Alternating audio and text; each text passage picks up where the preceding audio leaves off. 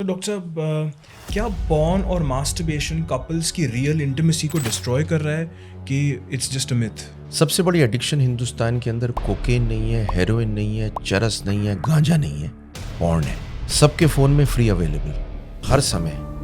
Dopamine brain के अंदर जो कोकेन हिट करती है वही पॉर्न करती है। इमीडिएटली डोपामीन से फ्लड होता है ब्रेन कोकेन की तरह, और जैसे कि कोकेन की एक डोज के बाद में अगली डोज ज़्यादा चाहिए होती है, ऐसी पॉर्न में जब आप एक तरह के पॉर्न से भर जाता है दिल, अगली तरह के पॉर्न पे जाने लगते हैं, तीसरी तरह के पॉर्न पे जाने लगते हैं, चौथी तरह के पॉर्न पे जाने लगते हैं, और धीरे धीरे करके आपका ब्रेन डिसेंसिटाइज हो जाता है। अब आपको एक हमेशा कहता हूँ मैंने कहा जब स्क्रीन की आदत लग जाए ना तो प्रेजेंस खत्म हो जाती है, असली इंसान की कहानी खत्म हो जाती है, मज़ा पॉर्न में आने लगता है, इंटीमेसी खत्म हो जाती है, कम हो जाती है। मेरे पास में इतना पेशेंट आता है जो कहता है, वाइफ आके कहती है ये मेरे से स्नेह करना चाहते।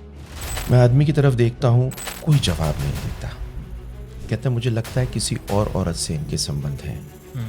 Patient would say it openly, वो फिर भी चुप रहता है। जब मैं बाहर भेजता हूँ and the man comes in front of me and I ask him क्या होता है, बोलो डॉक्टर साहब कोई दिक्कत नहीं है, मुझे सिर्फ पॉर्न देखना अच्छा लगता है।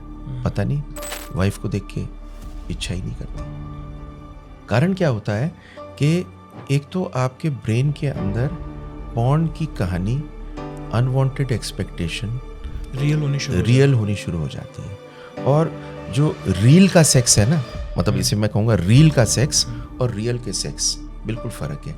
इंटीमेसी ख़त्म हो जाती है, ये एक बहुत मेजर प्रॉब्लम है।